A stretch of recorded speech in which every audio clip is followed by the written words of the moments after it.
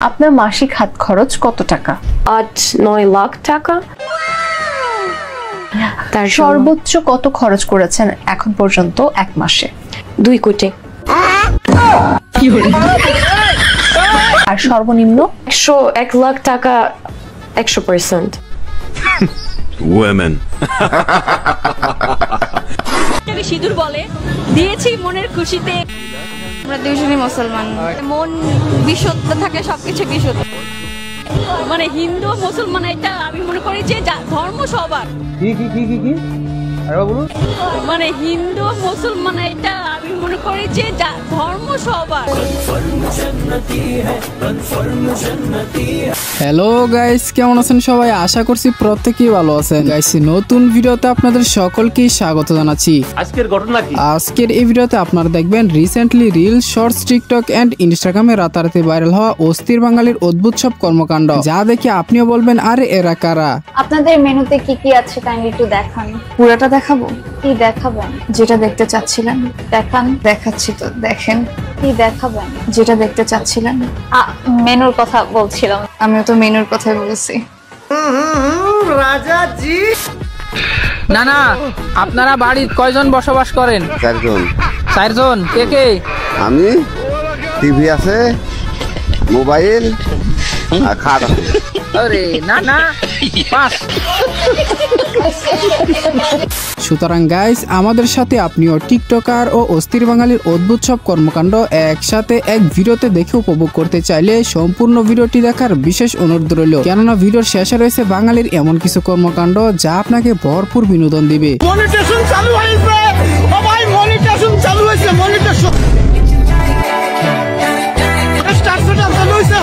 Monetisation চালু হয়েছে ভাই।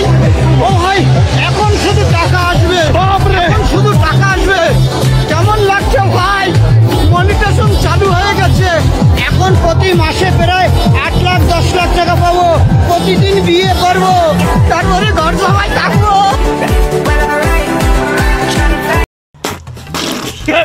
আপনি কোন দলকে সাপোর্ট করেন? ব্রাজিলকে আমি সাপোর্ট করি। তো ব্রাজিলের 4টে প্লেয়ারের নাম বলেন তো।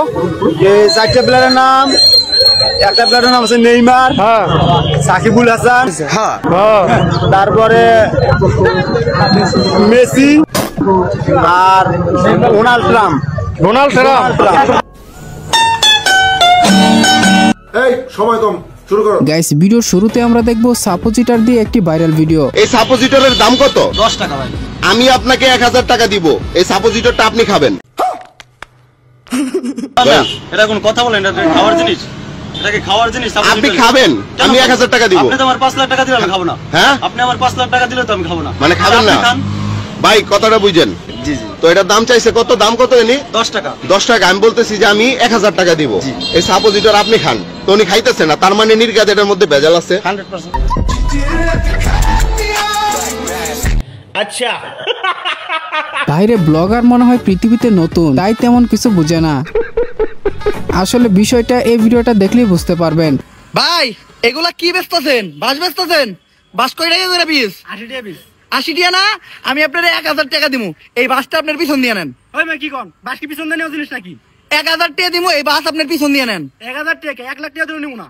এই ভাই, 1000 টাকা দিতে চাইতেছি, তাও হের বাস হে পিছন দিয়ে নিতেছে না, তার মানে হের বাসে ঝামেলা আছে। ও ভাই 100% ঝামেলা আছে।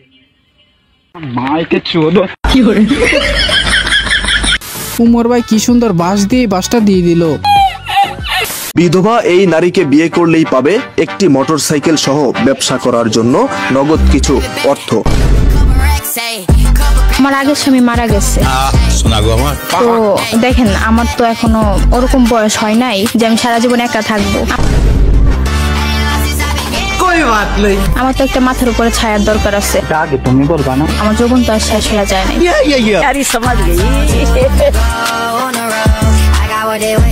এভাবে একা থাকলে এলাকার মানুষজন খারাপ বলে, তো তাই ভাবলাম যে আমাকে বিয়ে করবে, তাকে আমি এই বাইকটা দিব। আর ব্যবসার জন্য আমার স্বামী রেখে গেছে অনেক টাকা, তো ওইগুলো দিব ব্যবসা করার। মামা, এটাই সুবর্ণ সুযোগ, এই সুযোগ কোনোভাবে হাতছাড়া করা যাইব না। একে তো পাচ্ছেন একটা বিধবা নারী, তারপরে ব্যবসা করার জন্য কিছু টাকা, আবার একটা বাইক। তুই যেমন চাই করিস, তুই আমার দেহ পাবি, মন পাবি না। ঠিক আছে মারিয়া, रुको जरा सबर करो। মন দিয়ে আমি কি করবো? মন দিয়ে তুই করবি মানে? হ্যাঁ, বেশরমের মতো কথা কা। এজন্য সত্যি কথা বলতে নেই, কারণ সত্যি কথার এই দুনিয়াতে দাম নেই। ঠিক আছে ঠিক আছে গাইস, এই ভিডিওটি দেখুন। এই বাসায় চুরি হয়েছে আর সিআইডি তদন্ত করতে এসে সর্বশেষ কি ঘটলো। সিআইডি থেকে আসছি, বাসায় নাকি চুরি হয়েছে, ফোন করা হয়েছিল। হ্যাঁ, রিপন সাহেবের বাসা হয়েছে। এই রিপন সাহেব কে? এই বাসার মালিক। এই বাসার মালিক কই? এই যে আমি। কি করে? এই বিয়ে হয়েছে তোমার? হ্যাঁ হয়েছে। হ্যাঁ হয়েছে। কতদিন হয়েছে? 1 মাস। আমার বাবা মার। ও মা গো।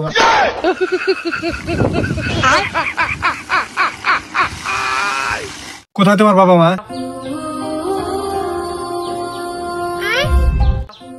সরি ভাই, আমি বুঝতে পারি নাই তোমার বাবা মা মারা গেছে।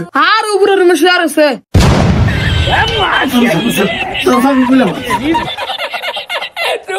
এই ছেলে, তোর কাছে কি কিছু রয়েছে? 20 লাখ টাকা আর 10 কেজি সোনা।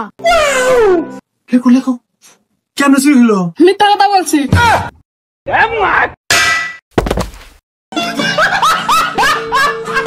আমার কপালে কি এরকম বিছানায় মুতা একটা জামাই জুটলো? আমার ভুল হয়েছে, ক্ষমা করে দেন। এটা কি কোনো মেয়ে মেনে নিবে বলেন? এটা কি ধরনের পাগলাম?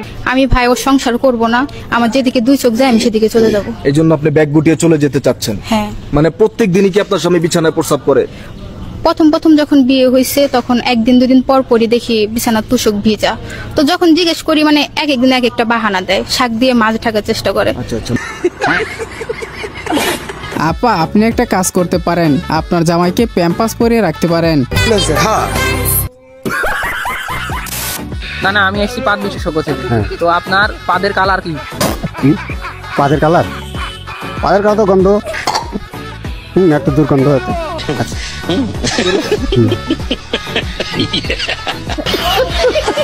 হ্যাঁ, না না, পুরাই পাস করেছে। আপনি 10-এ 10 পাইছেন। ফোন দিও মাঝে মধ্যে। 102 টাকা। টাকা লাগলে ফোন দিও, পাঠাই দিব। আমার টাকা করে দিতে, তোমার না তো। কত টাকা পাঠামো কও?